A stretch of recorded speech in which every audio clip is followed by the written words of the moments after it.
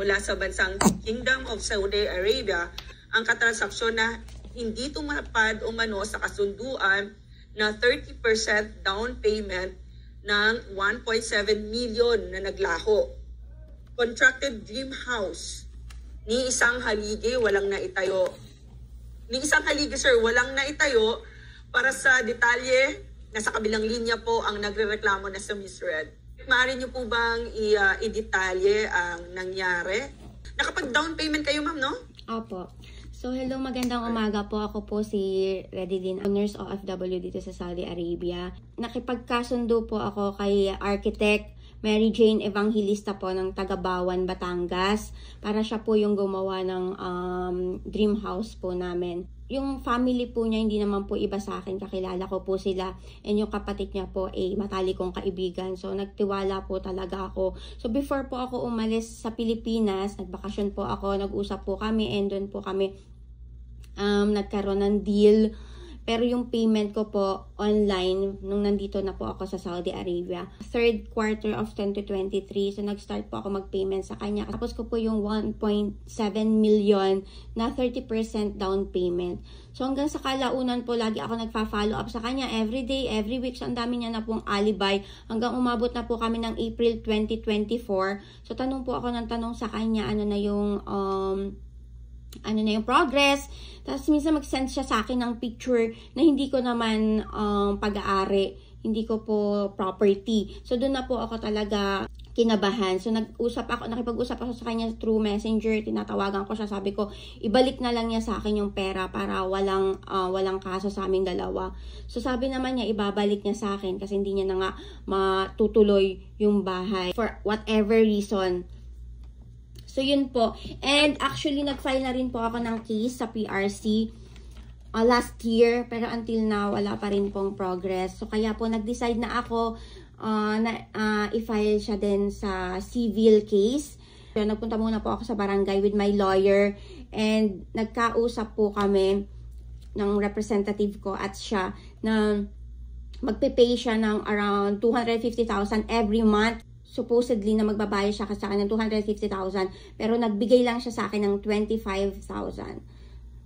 So kaya nag-decide na po ako na lumapit sa inyo para matulungan ako. Bayaran niyo na po lahat yung kontrata niyo kay Architect?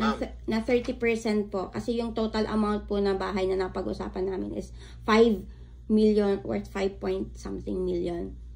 1.7. Yung 1.7 million, yun yung representing the 30% down payment. Opo. Alright, nabanggit mo na meron kayong civil case? Wala pa po, hindi pa po ako nag-start. May abogado ka? Hindi pa po, sa barangay pa lang po. Opo, may abogado po ako. Nag-file ako ng case sa PRC. Siya po nag-asikaso nun. So, it took 1 year po until na wala pa rin pong progress. Wala pa pong balita about doon. Nagpa-follow up pa rin po kami. Pero gusto kong malaman kasi on the criminal aspect, kasi dito papasok ang police kung paano, on the criminal aspect lang, pwedeng makatulong kami na pumasok. For example, kung meron bang staffa na elemento doon sa inyo.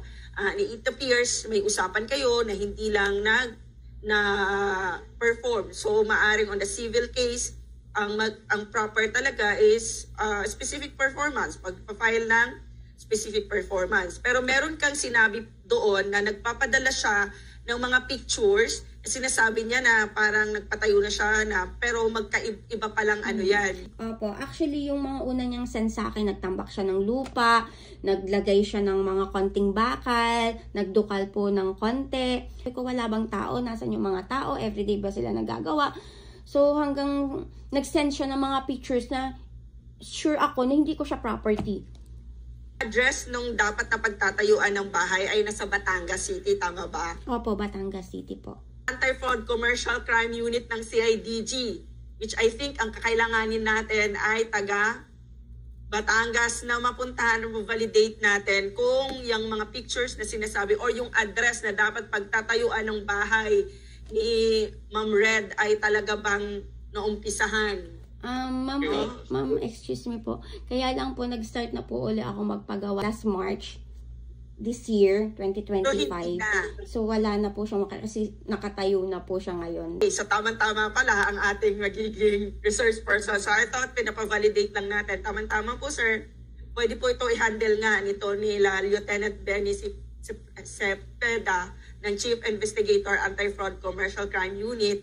Kasi i-validate natin baka may similar na mga complaints laban dito sa inireklamo ninyo na lumapit din sa kanila.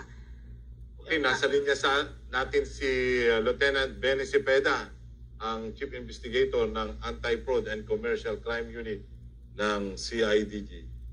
Lieutenant Cepeda. Magandang hapon po sa inyong lahat.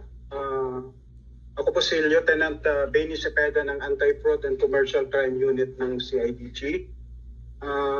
Ma'am Redeline, nasa Saudi po kayo ngayon? Opo. Kung makaano po sana kayo ma'am, makauwi rito sakali makauwi kayo sa Pilipinas, malugod po namin kayong inanyayahan dito sa aming opisina para makapag-sampa po ng formal na reklamo. Anyway, as of this time, we can also communicate through email or any other mode of communication para po maumpisa na po yung investigasyon namin sa inyong kaso.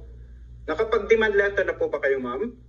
Po, last year pa po. Mapadala niyo po sa amin yung online payment proof niyo po and also yung contract para ma-evaluate po natin kung ano pa pong mga kaso yung pwede nating isampa laban po sa inyong nirereklamo at yung iba pa pong mga ebidensya gaya ng photos and screenshot ng conversations.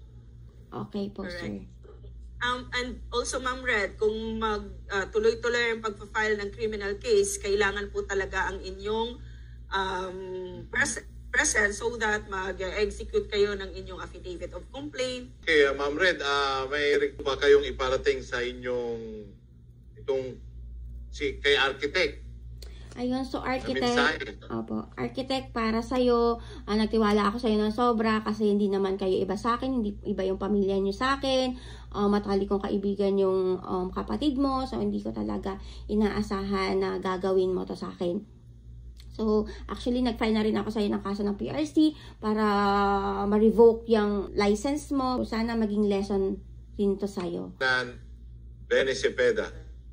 So, Benny, pakibigyan na lang kami ng action videos, photos na doon sa resulta ng inyong investigasyon.